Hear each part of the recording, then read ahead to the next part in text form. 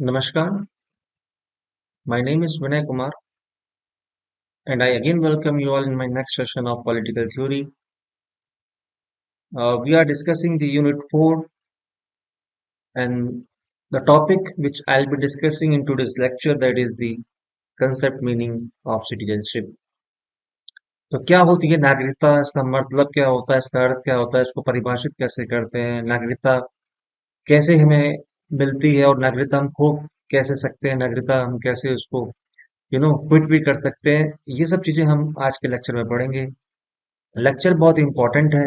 Citizenship के बारे में, नागरिकता के बारे में कई बार क्वेश्चंस आते हैं, कॉम्पिटिटिव एग्जामिनेशंस में आते हैं, आपके एकेडमिक जो सेमेस्टर वाइज जो एग्जाम्स होते हैं उसमें भी बहुत सारे क्वेश्चंस पूछे जाते हैं। वैसे भी being a citizen of a country, we are supposed to know that what is citizenship and what is it all about. Well, again, I would say that session is very much important, so please pay attention to my words, to those contents which I am going to share with you people. And I request you all, please, if you think that uh, something is important, or you know, something is important, or should I say important as far as the examination is concerned, you can also make note of that. So, हमेशा की तरह allow me to start today's session, but इससे पहले कि मैं आपको पूरा content पढ़ के सुनाऊं, उसको एक्सप्लेन करूं, उसकी परिभाषाओं को पढूं और आपको सब कुछ समझाऊं, हमेशा की तरह जो मेरा काम रहता है, मैं किसी भी टॉपिक को स्टार्ट करने से पहले उसको थोड़ा सा ब्रीफ कर देता हूं एक सिंपल वर्ड्स में, ताकि कम कंसेप्ट क्लियर हो जाए। ठीक है, तो नागरिकता क्या है, सिटीजनशिप क्या है? Before I proceed and before I start, I would say that explaining those contents which we are having in today's lecture. First of all, I would like to make it very very simple. I would like to explain the contents in very simple words for you कि नागरिकता citizenship क्या होती है, और कुछ interesting बातें भी मैं आपसे करूंगा। बच्चों, आप सभी को पता है कि फॉर एग्जाम्पल अगर हम अपने भारत की बात करें या किसी भी देश की बात करें, वहाँ दो तरह के नागरिक निवास करते हैं। एक तो वो होते हैं जो ऑलरेडी वहाँ के निवासी हैं, और दूसरा विदेशी नागरिक भी होते हैं।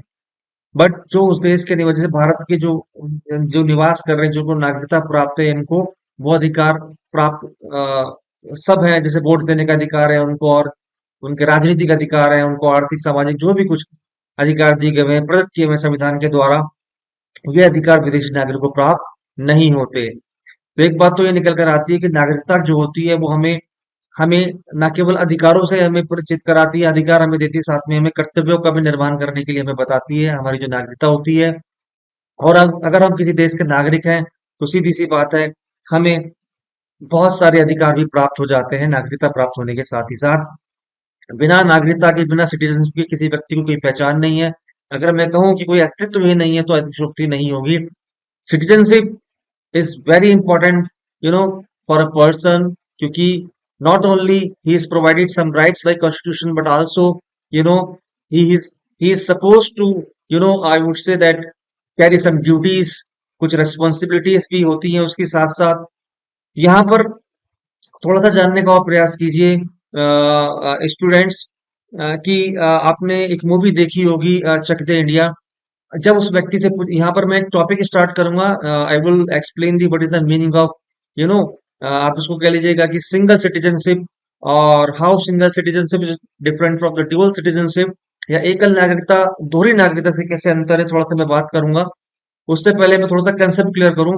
तो आपने देखा होगा कि जब उनका कोच यानी कि शाहरुख खान क्वेश्चन पूछता है कि आप कहाँ से बिलोंग करते हो, कहाँ के निवासी हो, so many people says, many player answer the question that I am from UP, I am from Punjab, I am from, Gujarat. But one of them says, one of them answers that I am from India. तो यहाँ पर आपने कुछ realise किया, मेरी बातों से कुछ लगा, कुछ क्लियर हुआ आपको कि मैंने क्या कहना चाहा, मैंने क्या इंपॉर्टेंट चीज शेयर करनी चाहिए आपके साथ। जी बिल्कुल सही। इसका तात्पर्य है कि भारत कंट्री में एकल नागरिकता का प्रावधान है, सिंगल नागरिकता का प्रावधान है।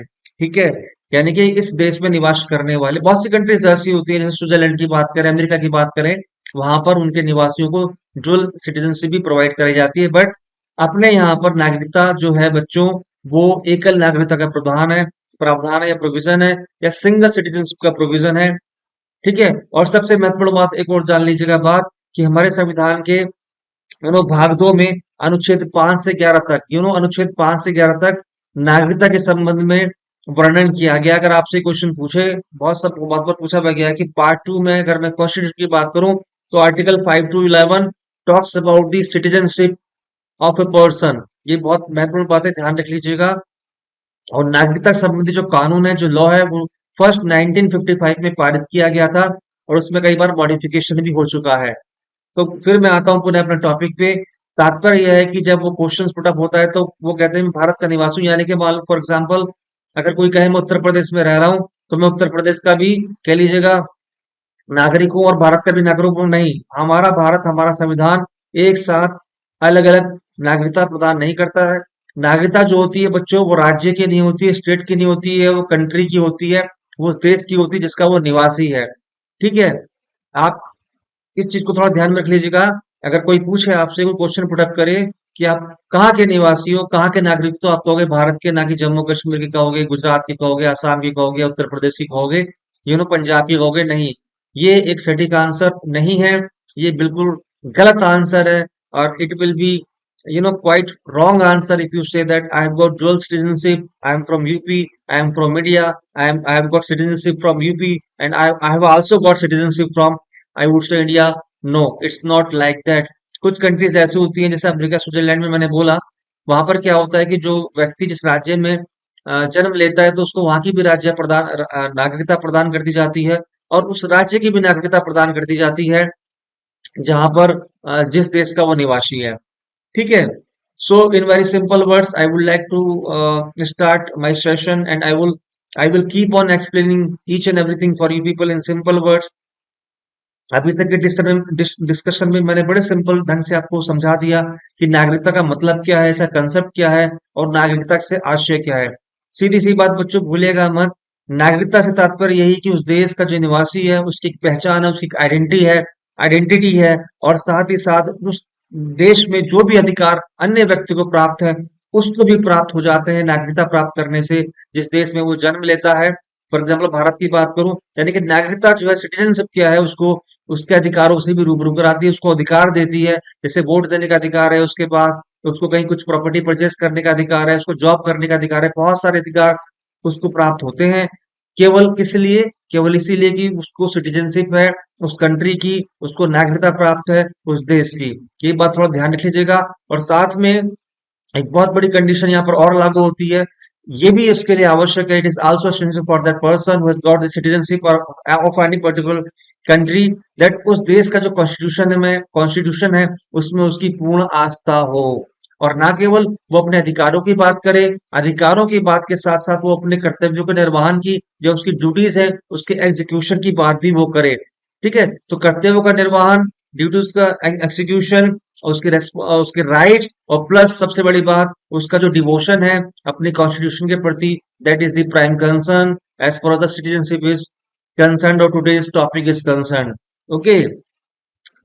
So citizenship is a legal status that signifies membership in a particular nation or state. It entails certain rights, duties, and should I say, yes, it entails certain rights, duties, and privileges granted by the state of its citizens. These rights typically include the right to vote, work, and reside within the country, as protection by its law and access to public services.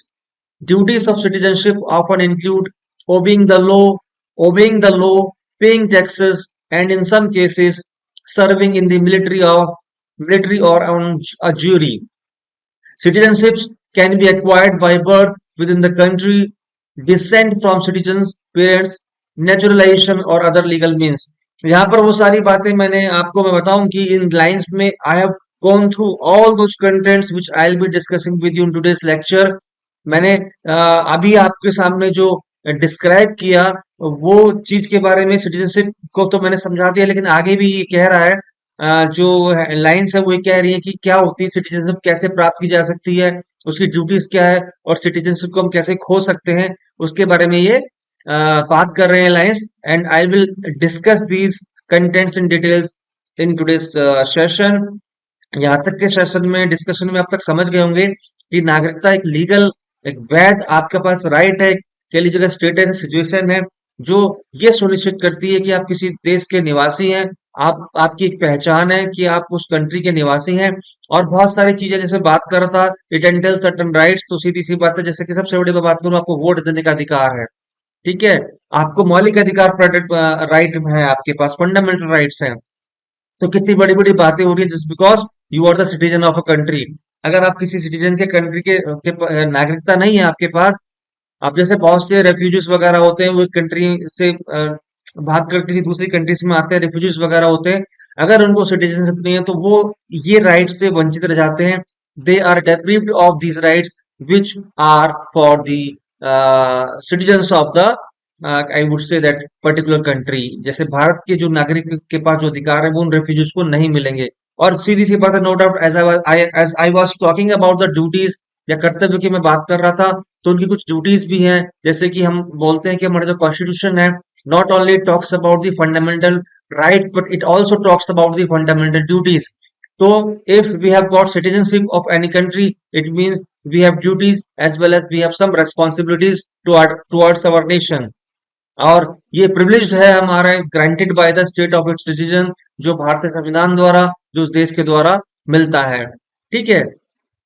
Now, if you ask me to, describe or to go through some important definition, so I have got only two definitions which I'll put in front of you, and I would request you to please note it down if you want. वैसे तो definition जो भी आपको अच्छी लगे आप उसको learn कर सकते हो, उसको लिख सकते हो, ऐसा कोई हार्ड एंड फास्ट रूल नहीं है। और डेफिनेशंस नॉट नो डाउट ये आपके कोर्स को अच्छा बनाती है, बट आई गो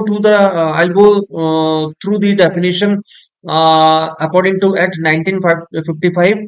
जैसे कि मैंने आपको बताया था कि नागरिकता संबंधी कानून 1955 में पारित हुआ था, और उसके बाद इसमें बहुत सारे संशोधन या मॉडिफिकेशन भी हो चुके हैं। तो जो डेफिनेशन है according to citizenship act 1955, what it says that citizen in relation, okay, to a country specified in the first schedule, okay, means a person who under the citizenship or nationality law for the time being in force in the country is a citizen or national of that country, okay। So ये मैंने इसलिए बोला कि because पहला नागरिकता संबंधी कानून 1905 में पारित किया था, अगर आप इसको इंक्लूड करते हैं तो it will be good for you. एक मुझे डेफिनेशन जो बहुत ज्यादा पसंद है, वो गैटल की डेफिनेशन बहुत ज्यादा पसंद है, क्योंकि डेफिनेशन जो है वो नागरिकता को के कंसेप्ट को थोड़ा सा क्लियर बनाती है। Are you getting my point? So let's move further. Citizenship is the state, और सॉरी, सिटीजनशिप द स्टेटस, ध्यान रखिएगा, citizenship is the status of an individual due to which he or she enjoys civil and political rights in the state and is ready to fulfill his obligations। तो वही बात बोली Gettell ने, if I go through the definition of Gettell, तो it means कि वो बात कर रहे हैं कि जो सिटीजनशिप है, जो नागरिकता है, एक ऐसा स्टेटस है, एक सिचुएशन है एक पर्सन के लिए जो कुछ अधिकारों को प्राप्त करता है, और साथ साथ उसकी कुछ ऑब्लिगेशन है, यानी कि उसकी कुछ ड्यूटीज भी होती हैं, which he is suppose to do, और he is suppose to execute, और I would say that he is suppose to keep in his mind कि मेरे केवल राइट्स ही नहीं, मेरे कुछ ड्यूटीज भी हैं। तो कुल मिलाकर अभी तक जो हमने बात करी, सिटीजनशिप के कंसेप्ट को क्लियर किया, सिटीजनशिप क्या है, क्यों है, संविधान की, जैसे कि मैंने आपको बताया कि भाग 2 में 5 से 11 तक कोई पूछे तो सिटीजनशिप वर्णित है, मेंशन है। और हाँ, एक बात थोड़ा ध्यान में रख लीजिएगा, जब हम सिटीजन की बात करते हैं तो हम नागरिकता की बात करते हैं तो ब्रिटेन के संविधान से लिया गया है, ठीक है। थोड़ा सा ये भी, जैसे बहुत सारी चीजें, मौलिक अधिकार, फंडामेंटल राइट्स हमारे यूएसए से लेके, तो ऐसे क्वेश्चन भी आते हैं। तो नागरिकता की बात करें तो आप कहां से बोलोगे कि we have taken it from the Britain. ये बात थोड़ा सा ध्यान रख लीजिएगा। अभी तक के डिस्कशन में मैंने बहुत छोटी छोटी सी कुछ इंपॉर्टेंट बातें आपके साथ डिस्कस कर लिया, जिससे बहुत सारे ऑब्जेक्टिव क्वेश्चंस बन जाएंगे, ठीक है। नाउ थोड़ा सा आगे चलते हैं, डिस्कशन को थोड़ा सा और बढ़ाते हैं सिटीजनशिप के बारे में। कुछ और इंपॉर्टेंट कंटेंट्स हैं जो हम इसी सेशन में डिस्कस करेंगे बच्चों। नाउ एज आई सेड कि कुछ कंडीशंस होती हैं बच्चों। अगर आप मुझसे पूछोगे सर सिटीजनशिप कैसे मिलती है या how can we acquire citizenship, so I will go through, I will make the concept clear for you people कि how can we, I would say that, acquire the citizenship.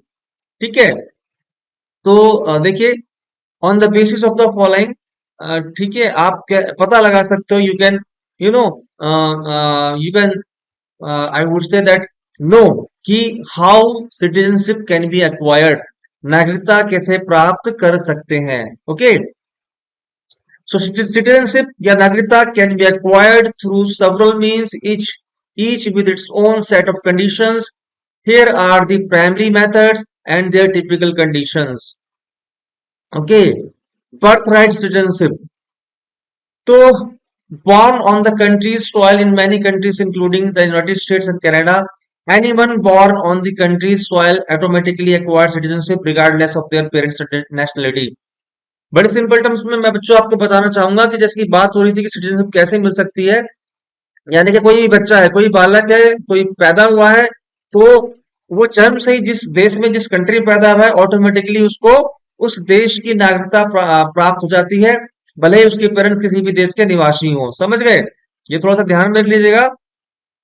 जब हम बात करें कि सिटीजनशिप की, तो किसी बच्चे को उस कंट्री की सिटीजनशिप या नागरिकता प्रदान हो जाती है, प्रदत्त हो जाती है ऑटोमेटिकली, जहां पर उसका जन्म हुआ है। ठीक है, now citizenship by descent, citizenship by descent, अब पेरेंटेज की बात हो रही है। Citizenship is granted to individual born to citizen parents regardless of the place of birth. Condition can vary based on whether one or both parents are citizens and the country's specific laws. यहाँ पर क्या होता है, जो citizenship किसी को प्रदत्त की जाती है, इज ग्रांटेड टू इंडिविजुअल, तो वो बॉर्न टू सिटीजन पेरेंट्स है, यानी कि regardless of the place of birth. For example, अगर किसी के माता पिता हैं, वो भारत के निवासी हैं, या मैं बोलूं कि वो परमानेंट निवासी है यूएसए की, तो उस बच्चे को यूएसए की नागरिकता प्रदत्त होगी। ठीक है, आप थोड़ा सा ध्यान रख लीजिएगा जो मैं कहना चाह रहा हूं कि citizenship is granted to individual born to citizen parents regardless of the place of birth. अब वो मतलब इसका जन्म कहां पर हुआ हो।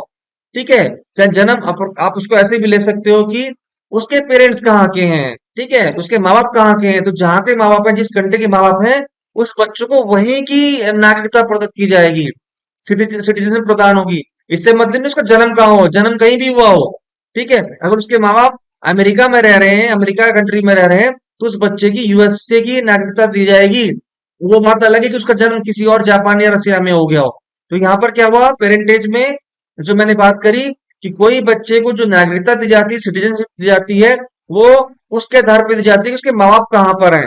उसका ये मतलब नहीं है कि उस बच्चे का जन्म कहाँ पर हुआ हो। अब बात क्लियर हो गई। Now move to the next, naturalization. ये थोड़ा प्राकृतिक आधार पर नागरिकता प्रदत्त करने की बात करी गई है। इसमें क्या बोल रहा है कि रेजिडेंसी रिक्वायरमेंट्स। तो देखिएगा, typically the applicant must have lived in the country for a specified period of ranging from 3 to 10 years। अब हर कंट्री की अलग अलग कंडीशन होती है बच्चों। इसमें पहली बात ये समझ लीजिएगा, ये कंडीशन ये बोल रही है कि किसी बच्चे को नागरिकता या किसी व्यक्ति को नागरिकता ऑटोमेटिकली प्रदान हो जाएगी अगर वो वहां पर उस नेशन के द्वारा, उस कंट्री के द्वारा जो स्पेसिफाइड पीरियड है, जो समय काल है, उस समय काल तक वो रह चुका है, या उस उतने समय से वो रह रहा है। किसी कंट्री में 3 साल हो सकती है, किसी कंट्री में 5 साल हो सकती है, तो it might range from 3 to 10 years। तो typically the applicant must have lived in the country for a specified period. अगर कोई व्यक्ति किसी पर्टिकुलर नेशन में कुछ स्पेसिफाइड पीरियड तक के लिए निवास करता है, या उसकी रेजिडेंस है, वो रह रहा है, तो उसको फिर वो नागरिकता प्रदान हो जाती है। समझ गए? नाउ अब उसमें क्या है, what he is supposed to have, that language proficiency. So many countries requires applicants to demonstrate proficiency in the national language।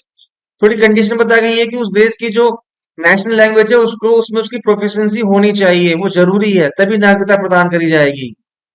Civic knowledge, applicants might need to pass a citizenship test covering the country's history, laws and government. ये condition अभी इसी की चल रही है, जो मैंने आपको बताया था कि फॉर एग्जाम्पल अगर किसी नेशन में कुछ पर्टिकुलर पीरियड के लिए रह जाता है, तो उसको नागरिकता तो प्रदान हो जाती है, बट उसको फॉलोइंग कंडीशंस से भी गुजरना पड़ता है, फॉलोइंग जो मैं बता रहा हूँ कंडीशंस को भी उसको एक्वायर करना पड़ता है। तो सिविक नॉलेज, तो ये उसके लिए जरूरी है। फॉर एग्जाम्पल उसको कह लीजिएगा, एप्लीकेंट जो है, जो वहाँ का निवासी है, जो नागरिकता लेने जा रहा है, उसको नॉलेज होनी चाहिए उस कंट्रीज के बारे में, उसकी हिस्ट्री के बारे में, उसके कानून के बारे में, गवर्नमेंट के बारे में। ठीक है, ऐसा नहीं कि केवल उस कंट्री में निवास या 5-10 साल रहने से काम चल जाएगा। No, he is also suppose to have knowledge of that particular countries, और he is also suppose to have knowledge about that countries history and laws and all, तभी। ठीक है, good character it is also essential, कह लीजिएगा, part for a person to be the residence or to become citizen of that country, कि clean criminal record and evidence of good moral character are often required, कि वो जो बंदा है, जो व्यक्ति है, ठीक है, उसके कैरेक्टर में कोई कोई उस पर केस ना चल रहा हो, कोई क्रिमिनल उसका रिकॉर्ड ना हो, तो उसका रिकॉर्ड चेक करा जाएगा। कोई क्रिमिनल एक्टिविटीज में इन्वॉल्व नहीं रहना चाहिए पास्ट में, और इसका उसको एविडेंस देना पड़ेगा गुड मॉरल कैरेक्टर का। ठीक है, now last one is oath of allegiance.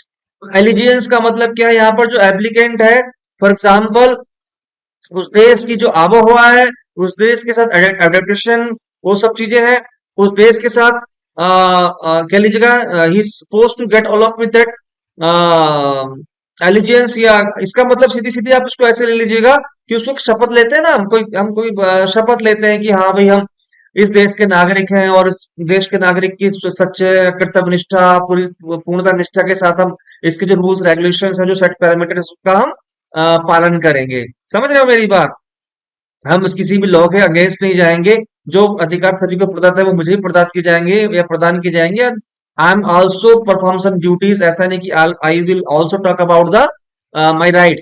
तो ओथ एक शपथ की बात हो रही है, एप्लीकेंट के द्वारा लिया जाता है कि हाँ, हम पूरी सच्चे कर्तव्यनिष्ठा से उस देश के संविधान में अपनी आस्था रखेंगे, और साथ ही साथ अपने कर्तव्यों का निर्वहन करेंगे।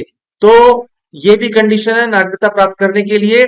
केवल 3 साल, 5 साल या 10 साल रहने से नागरिकता प्रदान नहीं की जाएगी, साथ में उसको एक कंडीशन से गुजरना पड़ेगा। यहां तक आपको भी प्रॉब्लम हो तो बताइए। हालांकि बड़े सिंपल तरीके से मैंने इसको आपको एक्सप्लेन किया है। Now move to next heading. ठीक है, वैसे भी कोई कठिन पॉइंट नहीं है, बड़े सिंपल तरीके से मैंने इन चीजों को आपके समक्ष एक्सप्लेन किया है। अब जो निवास वाली बात है, थोड़ा सा ध्यान में रख लीजिएगा, उसके साथ वो कंडीशंस भी हैं जो मैंने आपको बताया, कि उसको भाषा आनी चाहिए, उसमें कोई लीगल केस वगैरह नहीं चले, क्रिमिनल केस नहीं चलना चाहिए। अब जैसे अमेरिका इंग्लैंड है, वहां पर अगर कोई 5 साल तक रह जाता है तो 5 ईयर्स का जो ड्यूरेशन है, 5 साल के बाद उसको उस देश की नागरिकता मिल जाती है। तो कुछ और आगे चलते हैं, move to the next, I would say that slides और नेक्स्ट कंटेंट्स। स्पाउसल रेजिडेंसी, कुछ कंट्रीज में क्या है, विवाह की बात करें तो उसमें क्या होता है, फॉर एग्जाम्पल कि अगर कोई व्यक्ति किसी अन्य व्यक्ति के विवाह द्वारा लड़के या लड़की से शादी कर लेता है, तो उस देश की उसको सॉरी सिटीजनशिप मिल जाती है। फॉर एग्जाम्पल अगर मैं बात करूं कि अगर कोई भारत में रहने वाली लड़की किसी अन्य जापान वगैरह में शादी कर ले किसी लड़के से, सॉरी जापान में उल्टा है, हाँ ये को बताना चाहूंगा, जापान में उल्टा। जापान में क्या होता है, मान लो कि भारत का लड़का अगर जापान की लड़की से शादी करे तो उसे जापान की नागरिकता प्रदान हो जाएगी। यहाँ पर एक केस थोड़ा ध्यान दीजिएगा कि जापान में अगर कोई लड़की है और भारत का कोई लड़का है, और भारत का जो लड़का है वो जापान की लड़की से शादी कर लेता है, तो उसे फिर कहाँ की नागरिकता प्रदान होगी? जापान की। और बाकी तो सिंपल चीज है कि भारत में रहने वाली कोई लड़की है और किसी अन्य कंट्री में, फॉर एग्जांपल अगर बात कर लो, बहुत सारे नेशंस हैं, अन्य नेशंस की बात करें तो जापान का कुछ एक्सेप्शनल केस है, तो फिर उसे फॉर एग्जांपल मैं कहूँ कि वो पाकिस्तान की है या अन्य बांग्लादेश की है या और कंट्रीज की है, तो फिर उस लड़की को उस लड़के की नागरिकता प्रदान हो जाएगी जहां पर वो लड़का निवास करता है, जिस कंट्री में निवास करता है। तो उसको स्पाउसल रेजिडेंसी या फिर हम इसको ऐसे भी कहते हैं कि विवाह द्वारा, जैसे कुछ स्त्री किसी अन्य देश के व्यक्ति से विवाह कर लेता है, तो फिर उस स्त्री को उस अन्य देश के लड़के की नागरिकता प्रदान हो जाती है, और जापान का मैंने आपको कुछ बता भी दिया है। नाउ कुछ ऐसी कंडीशन और है, इन्वेस्टमेंट, जैसे फॉर एग्जाम्पल ये भी है, कुछ कंट्री जैसे बोलते हैं कि उस कंट्री में जाकर कुछ इन्वेस्ट करा, कुछ प्रॉपर्टी वगैरह खरीद ली, जैसे पेरू और मेक्सिको। ठीक है, पेरू और मेक्सिको में ये नियम है कि अगर आप जाते हो वहां पर कुछ प्रॉपर्टी को खरीद लेते हो, इन्वेस्ट कर देते हो, तो आपको वहां की सिटीजनशिप मिल जाती है। पर्टिकुलर अमाउंट वगैरह होता है कि हाँ भाई इतनी लिमिट है और आपको इतने तक की प्रॉपर्टी पर इन्वेस्ट करना पड़ेगा, तो दैट इज आल्सो कंडीशन। ठीक है, फिर एक चीज और होती है नागरिकता प्राप्त करने की, नागरिकता को लेने की। इसमें क्या होता है, फॉर एग्जाम्पल इसको आप कह सकते हो on the basis of conquer, यानी कि कोई अगर एक कंट्री किसी दूसरी कंट्री पे हमला कर दे, आक्रमण कर दे और उसको अपने अधीन कर ले, ठीक है, उसको उसको अपने उसका उस राज्य का विलय, उस राज्य को अपने राज्य में विलय कर ले, ठीक है। तो फिर जिस राज्य ने विजय प्राप्त करी है, नेशन ने जो who has got victory or I would say that any particular nation, तो वो सब उसके अधीन हो जाएंगे। यानी कि फॉर एग्जांपल कंट्री ए कोई कंट्री बी पर आक्रमण करती है, अटैक करती है, तो कंट्री बी की जो सिटीजनशिप, कंट्री ए की सिटीजनशिप ऑटोमेटिकली मिल जाएगी, क्योंकि कंट्री ए ने कंट्री बी पर आक्रमण करके उसे अपने अधीन कर लिया है। ओके। कुछ और कंडीशन देखते हैं नागरिकता प्राप्त करने की। कुछ कंडीशन को, सॉरी, कुछ देश ऐसे भी हैं कि अगर आप वहां पर जाके वहां पर गवर्नमेंट जॉब प्राप्त कर लेते हैं, सरकारी नौकरी प्राप्त कर लेते हैं, तो आपको सरकारी नौकरी प्राप्त करने के बाद भी उस कंट्री की नागरिकता प्रदान हो जाती है। कुछ कंट्री की मैं बात करूं कि जैसे फ्रांस है, ठीक है, देखिएगा सुनिएगा, जैसे फ्रांस फ्रांस कंट्री में क्या है, जो बहुत अच्छे स्कॉलर हैं, जो एलिट हैं, जो विद्वान है, प्रख्यात विद्वान है, कलाकार है, महान कलाकार, वैज्ञानिक है, बहुत बड़े साइंटिस्ट वगैरह हैं, तो मात्र 1 साल के भीतर, 1 साल की अवधि के भीतर फ्रांस ऐसे व्यक्तियों को नागरिकता प्रदान कर देता है। ठीक है। So these are also condition for a person to, I would say that, acquire this citizenship. Now let's move to the next content. I have gone through the all, I would say, points, important points, which describes that how can we acquire the citizenship. Now let's talk about the citizenship can be lost, yeah, how it can be lost, yeah, how can we, I would say that equity और loose our citizenship, हम citizenship को, नागरिकता को कैसे खो सकते हैं। तो नागरिकता खोना, नागरिकता का आप ये कह लीजिएगा छिन जाना, कुछ स्पेशल कंडीशन होती है जिसके बेस पे नागरिकता छिन जाती है। एक व्यक्ति से सिटीजनशिप को छीन लिया जाता है, ठीक है, वो नागरिकता से वंचित कर दिया जाता है। कुछ तो बड़ी कॉमन सी चीजें हैं। फॉर एग्जाम्पल मैं बात करूं, उसने बहुत बड़ा क्राइम किया है, कुछ उसकी सिक्रेसी को, यानी कि उसकी कुछ ऐसे, आई वुड से कि कुछ ऐसा काम किया है जिससे उस देश की जो क्या बोलूं उसकी, आई वुड से दैट क्रेडिबिलिटी कह लीजिएगा, या उसकी गोपनीयता को आहत हुआ है, हर्ट किया है, ठीक है। और that because of that deed the country might be in some situation where it, I would say that, prone towards the some critical situation or conflicts, just because of that person, उसने he has done some you know illegal things, और कुछ ऐसे काम जो उस देश की सुरक्षा पर क्वेश्चन या प्रश्न चिन्ह लगाते हैं। सिंपल वर्ड में मैं ये कहना चाहूंगा, तो उस स्थिति में भी उसकी नागरिकता छीन ली जाती है। खैर, ये तो कुछ सिंपल टर्म्स में मैंने बात करी, थोड़ा सा हम इसमें आगे चलेंगे step by step. Voluntary renunciation, voluntary renunciation का मतलब क्या होता है? स्वतः अपनी इच्छा से नागरिकता से वंचित हो जाना। तो an individual may choose to renounce their citizenship often in order to acquire और maintain citizenship in another country. कई बार ऐसा होता है, फॉर एग्जांपल किसी एक व्यक्ति को किसी दूसरे कंट्री की सिटीजनशिप चाहिए, तो उस स्थिति में वो कुछ लीगल प्रोसेस के द्वारा एप्लीकेशन देता है, और वॉलंटरी मतलब स्वतः ही वो बोल देता है कि हाँ, मुझे मेरी नागरिकता से वंचित किया जाए क्योंकि मैंने अन्य कंट्री की नागरिकता ले ली है। For example in the United states a person must appear before a consular officer, complete paperwork and pay a fee to renounce their citizenship. तो किसी काउंसलर के समक्ष प्रस्तुत होता है, किसी असाइन या पर्टिकुलर पर्सन के समक्ष, और कुछ एप्लीकेशन, कुछ फॉर्मेलिटीज, कुछ फीस के द्वारा वो रिनाउंस या गिव अप कर देता है सिटीजनशिप को। ठीक है। नाउ इनवॉलंटरी रिवोकेशन की बात क्या होगी? यहाँ पर कुछ ऐसी सिचुएशन क्रिएट हो जाती है जिसके अंतर्गत उस व्यक्ति से उसके नागरिकता से वंचित कर दिया जाता है, या उसकी सिटीजनशिप को छीन लिया जाता है। ठीक है। अब जैसे मैंने बोला, इनवॉलंटरी रिवोकेशन में फ्रॉड, और आप इसको कह सकते हो misrepresentation, citizenship obtained through fraud, misrepresentation और concealment of relevant facts can be revoked. कुछ उसने वही बात बता रहा, कुछ गोपनीयता को लीक किया है, कुछ उसने ऐसा काम किया है, कुछ छुपाया है, कुछ ऐसी मिसलीड किया है कंट्री को, तो उस स्थिति में उससे उसकी नागरिकता छीन ली जाएगी।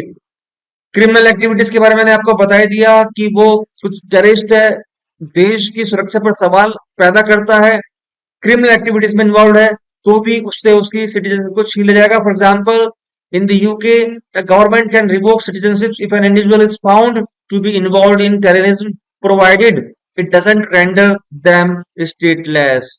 ओके, तो अगर वो किसी ऐसे काम में इंडल्ज है, टेररिज्म में इंडल्ज है, तो उससे उसकी सिटीजनशिप को छीन लिया जाएगा। डुअल सिटीजनशिप रेस्ट्रिक्शंस भी हैं। फॉर एग्जांपल, अगर हम बात करें कि एक व्यक्ति एक साथ दो कंट्री की सिटीजनशिप को नहीं ले सकता है। यहाँ पर आप अक्षय कुमार एग्जांपल ले सकते हो कि वो कनाडा की उसके पास नागरिकता है, भारत की उसके पास नागरिकता नहीं है। इसी तरह से कोई व्यक्ति अगर ये चाहे कि मैं भारत के साथ साथ किसी दूसरे नेशन की, दूसरी कंट्री की भी सिटीजनशिप ले लूं, तो ये उसके लिए पॉसिबल ही नहीं है। ठीक है, कभी कभी ऐसा भी होता है कि कोई व्यक्ति अपना देश छोड़ के गया और बहुत लंबे समय तक जाके किसी अन्य देश में रह रहा है, और यू नो और ऑटोमेटिकली फिर वो अपनी नागरिकता या सिटीजन को खो देता है, कोई सूचना नहीं दी, और कई वर्षों तक लगातार वो अनुपस्थित रहा, तो उस स्थिति में भी उसकी नागरिकता को छीन लिया जाता है। ठीक है, फॉर एग्जाम्पल अगर हम बात करें, फ्रांस व जर्मनी में कोई व्यक्ति यदि 2 वर्ष या इससे अधिक लंबे समय तक देश से बाहर चला जाता है, तो उसकी नागरिकता छीन ली जाती है। समझ गए? तो जर्मन फ्रांस में अगर आप देखें कि वहां का कोई मूल निवासी है, उसके पास उसकी उस कंट्री की सिटीजनशिप है, बट वो चाहता है 2 साल से किसी दूसरी कंट्री में निवास करता है, वापस नहीं आता है, कोई इंफॉर्मेशन नहीं है, कोई कम्युनिकेशन नहीं है, तो उस स्थिति में बच्चों उसकी नागरिकता को छीन लिया जाता है। ठीक है, तो जैसा कि मैं बता रहा था कि अपने कंट्री में भी दोहरी नागरिकता का प्रावधान नहीं है। ये बात थोड़ा ध्यान में रख लीजिएगा। स्टेट और केंद्र की नागरिकता अलग अलग नहीं होती है, नागरिकता एक ही होती है, वो राज्य की नहीं होती, उस देश की होती है। हम सब भारत के निवासी हैं, हम सब भारत के नागरिक हैं। ठीक है, इसी तरीके से आप देखेंगे कि कुछ अन्य सिचुएशन में, फॉर एग्जांपल, कोई लोग देश छोड़कर चले गए या किसी ने दोहरी नागरिकता ले ली, तो ऑटोमेटिकली उसकी वन नेशन की या किसी एक पर्टिकुलर देश की नागरिकता वो समाप्त हो जाएगी। देशद्रोह वगैरह भी है, अगर आप देश के प्रति कुछ ऐसे कृत्य करते हो, ठीक है, आप देश की सुरक्षा व्यवस्था पर प्रश्न चिन्ह उठाते हो, देश के लिए खतरा पैदा करते हो, देश की सुरक्षा एजेंसियों के लिए खतरा पैदा करते हो, तो उस स्थिति में आपको फिर यू नो नागरिकता छीन ली जाएगी।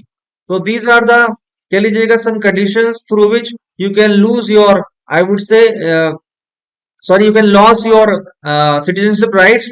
और मैंने बड़े अच्छे ढंग से आपको आज का जो लेक्चर में के अंदर बता दिया कि सिटीजनशिप क्या होती है, नागरिकता क्या होती है, संविधान में इसके लिए क्या प्रोविजंस है, how can you acquire the citizenship, how can you lost your, I would say that citizenship, और कैसे इसको खो सकते हैं, कैसे प्राप्त कर सकते हैं।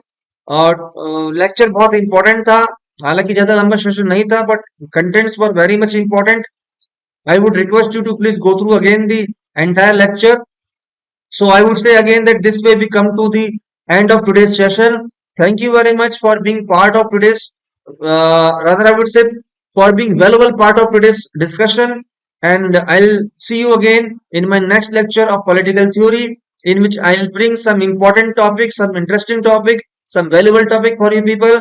Till then, I say that I would like to request you first. First, I would like to request you, please keep studying, keep concentrating on your study, keep doing hard work, and thank you very much once again. See you all in my next lecture. Take care of yourself. Till then, bye bye. सभी को मेरा नमस्कार, प्रणाम.